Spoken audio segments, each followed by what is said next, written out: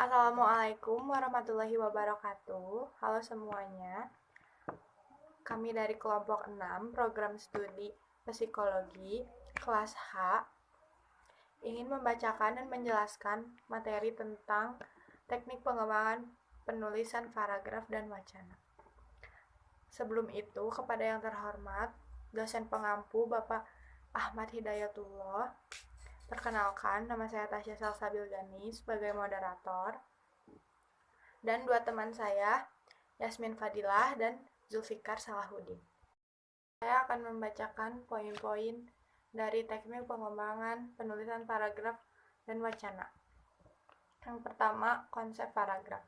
Konsep paragraf ada pengertian paragraf, fungsi paragraf, syarat paragraf, jenis-jenis paragraf, berdasarkan kalimat utama, dan yang terakhir pola pengembangan paragraf.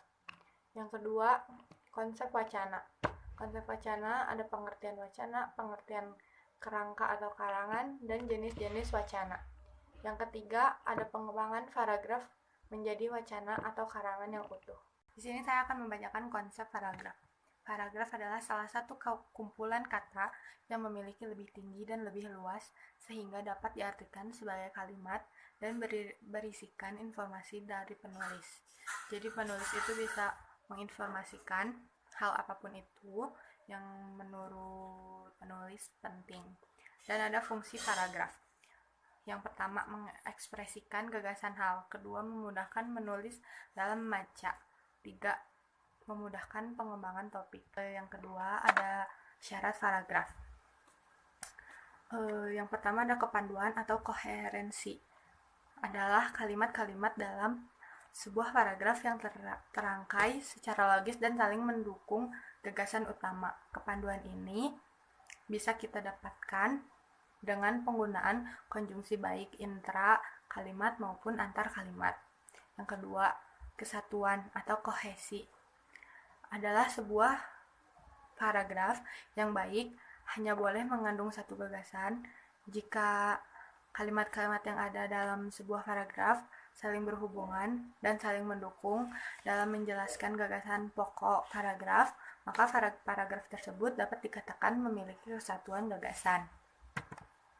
Next, ada syarat paragraf, yaitu ada kelengkapan. Kelengkapannya adalah gagasan utama, kalimat utama, dan kalimat penjelas. Itu mungkin penjelasan dari saya. Sekarang next penjelasan dari teman saya, yaitu Zulfikar.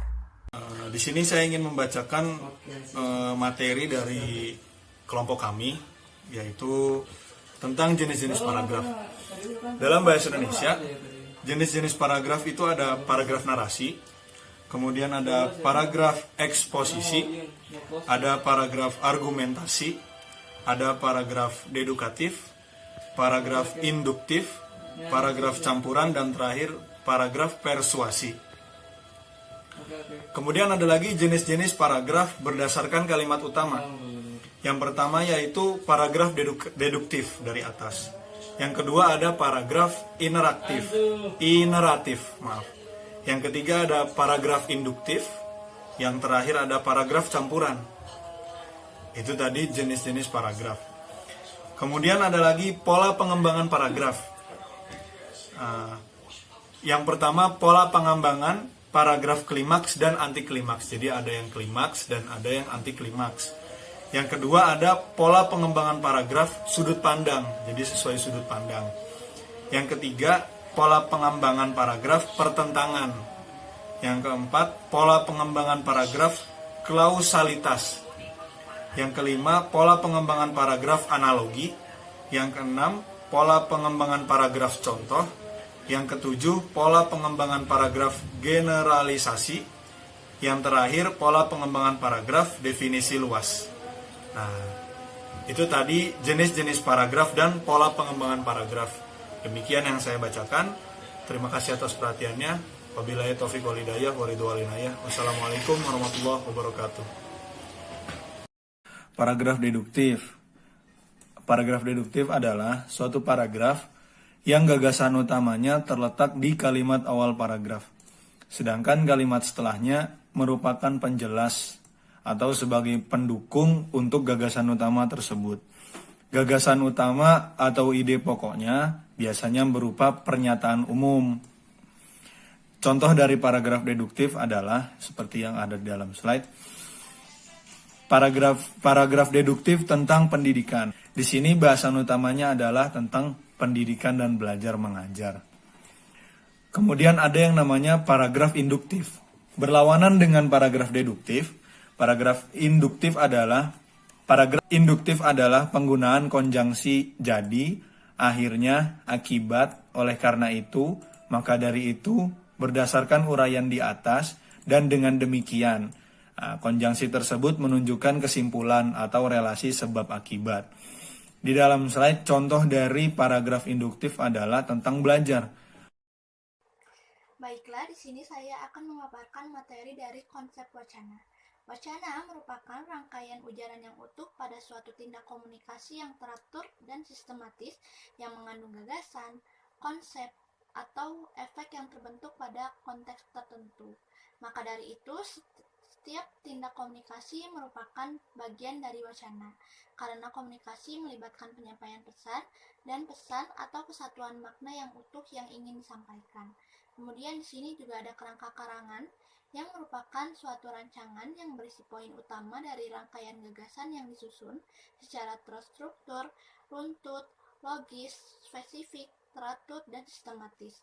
Sedangkan kerangka sendiri merupakan pengutaraan buah pikiran berupa ide yang dituangkan dalam sebuah karya tulis untuk bisa dipahami oleh pembaca. Selanjutnya di sini ada jenis-jenis wacana. Yang pertama ada wacana narasi, yaitu cerita yang didasarkan pada urutan-urutan kejadian dan suatu peristiwa tertentu. Yang kedua ada wacana eksposisi, yaitu karangan yang memaparkan atau menjelaskan secara terperinci sesuatu dengan tujuan memberikan informasi dan memperluas pengetahuan kepada pembaca. Yang ketiga ada deskripsi, yaitu karangan yang menggambarkan suatu objek berdasarkan hasil pengalaman, perasaan, dan pengalaman penulisnya.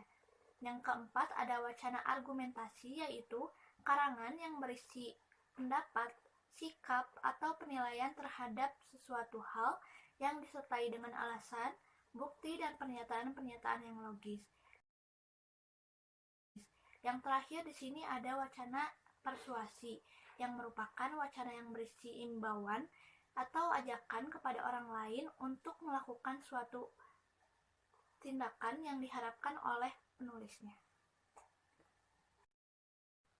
Nah, selanjutnya di sini ada contoh wacana argumentasi. Di dalam teks tersebut menjelaskan bahwa kita tidak boleh meniup makanan dan minuman yang masih panas, karena itu dapat menyebabkan bakteri atau virus yang berasal dari mulut kita berpindah pada makanan yang kita konsumsi. Akibatnya, kita mudah terserang penyakit yang disebabkan oleh virus-virus tersebut. Selain itu juga di sini ada contoh wacana persuasi. Di dalam teks tersebut menjelaskan bahwa kita harus bisa membiasakan meminum air putih setiap hari minimal 2 liter per hari, agar kita bisa mengaktifkan kinerja seluruh organ tubuh dan mencegah dehidrasi. Selanjutnya di sini ada mengembangkan paragraf menjadi wacana atau karangan yang utuh. Yang pertama ada kohesi, yang merupakan hubungan antara kalimat dan paragraf yang menyebabkan kalimat dan paragraf tersebut menjadi satu kesatuan yang padu sehingga menjadi sebuah wacana yang utuh. Yang kedua ada koherensi, yang merupakan keterkaitan antara kalimat yang sistematis. Keterkaitan tersebut yang mengakibatkan kalimat tersebut menjadi terpadu. Sekian pemaparan materi dari saya kembalikan kepada moderator. Berikut adalah referensi yang kami cari dari situs-situs internet. Sekian dari kami. Mohon maaf apabila banyak kekurangan dan salah-salah kata, karena sempurna hanya milik Allah Subhanahu wa Ta'ala. Terima kasih atas perhatiannya. Semoga bermanfaat bagi kita semua. Wassalamualaikum warahmatullahi wabarakatuh.